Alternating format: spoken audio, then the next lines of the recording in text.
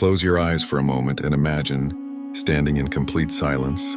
The world fades away, the noise disappears, and there is only you and your Creator. This is what prayer was meant to be. Not a routine, not a checklist, not something rushed between moments of life, but a meeting, a sacred meeting that was gifted to us through the mercy of Allah and shown to us through the life of Prophet Muhammad. Yet somewhere along the way, something changed slowly, quietly.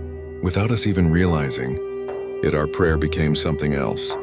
Something lighter, something quicker, something that no longer carries the same weight in our hearts. We stand to pray, but our minds are still running. Through everything we left behind, we think about messages, we think about work, we think about problems, we think about things that will not matter in the next hour. Yet we forget the one who matters forever. We raise our hands and say Allahu Akbar. But do we truly feel that Allah is greater than everything we just left behind?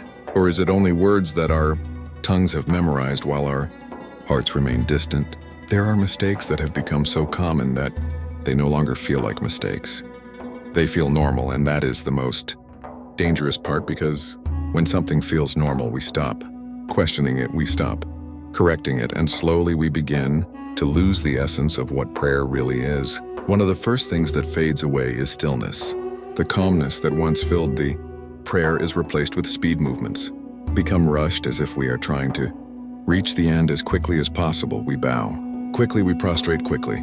We stand again without pause, as if prayer is something heavy that needs to be removed from our shoulders instead of something beautiful that should be held onto for as long as possible. Yet the prayer of the Prophet was never rushed. It was filled with calm. It was filled with presence. Every movement had meaning. Every pause had depth. He would remain in each position long enough for the heart to catch up with, the body long enough for the soul to breathe. Imagine standing in front of someone you deeply respect, someone you fear disappointing, someone you love with all your heart. Would you rush your words? Would you look away? Would you let your mind wander, or would you stand with full attention, choosing every word, carefully feeling every moment deeply? This is what prayer is supposed to feel like, but we have allowed ourselves to treat it differently. Another mistake that slowly steals the beauty of prayer is the absence of focus. The body stands, but the heart is absent. The lips move, but the mind is lost. We travel through memories. We plan our future. We replay conversations, and while all of this is happening, we are still in prayer, or at least we think we are, because the real prayer begins when the heart is present, when you are aware that you are standing before Allah, when you feel that connection, when you realize that every word you say is heard, every whisper is known, every thought is seen. There was a time when the companions would stand in prayer and the world would disappear from their sight. They would not hear what was happening around them. They would not notice what was moving beside them, because their entire being was focused on Allah. And today we struggle to stay focused for even a few seconds, because we have trained our minds to be constantly distracted, always moving, always thinking, always searching for the next thing. And then there is the way we move in prayer, the way we bow, the way we prostrate, the way we rise again. These movements are not just physical actions, they are expressions of humility. They are signs of submission. They are moments where the body speaks what the heart feels, yet many times we perform them without care, without attention, without completing them properly. We bow, but our backs are not straight. We prostrate, but we do not settle into the position. We rise before we find stillness, and in doing so, we miss the beauty that lies within each movement. The Prophet taught us that the closest a servant can be to Allah is in prostration. This is not just a statement, it is an invitation to pause, to feel, to connect, to pour out everything that is inside your heart. Yet how often do we truly experience this closeness? How often do we remain in prostration long enough to feel that connection, long enough to let our hearts speak? Another mistake that quietly weakens our prayer is the lack of understanding. We recite words that we have memorized since childhood, words that are repeated every day in every prayer. Yet many of us do not know what they mean. We say them without thinking, without reflecting, without feeling, and this creates a distance between us and the prayer, because how can you connect to words that you do not understand? How can your heart respond to something that your mind does not recognize? Imagine speaking to someone in a language you do not understand, repeating phrases that carry meaning, but you are unaware of it. This is how our prayer can feel when we do not take the time to learn the meaning of what we say, but when you begin to understand even a small part of it, everything changes. The words come alive, the recitation becomes a conversation, the prayer becomes something personal, something real, something that touches your heart in ways you never expected.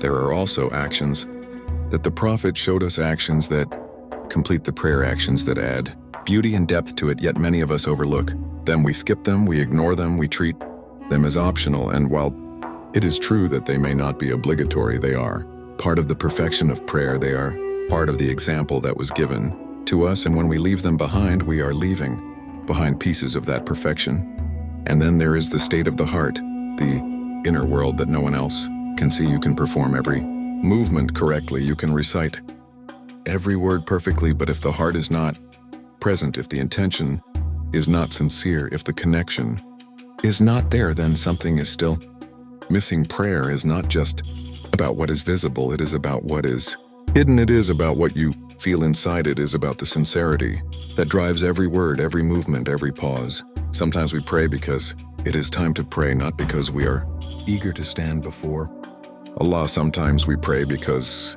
we feel obligated, not because we feel connected, and this subtle shift in intention can change everything, because when prayer becomes a habit without meaning, it loses its impact. It becomes something we do instead of something we experience.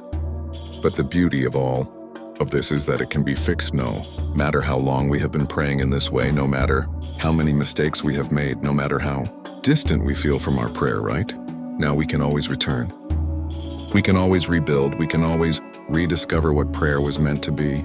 It begins with slowing down, allowing yourself to pause, allowing each movement to settle, allowing your heart to catch up with your body. It begins with reminding yourself who you are standing before, not just saying the words, but feeling them, understanding that Allah is watching, that Allah is listening, that Allah is closer to you than you can imagine. It continues with focus, with training your mind to return every time it wanders, gently bringing it back, without frustration, without giving up. Because focus is not something that appears instantly, it is something that is built over time with patience, with effort, with sincerity.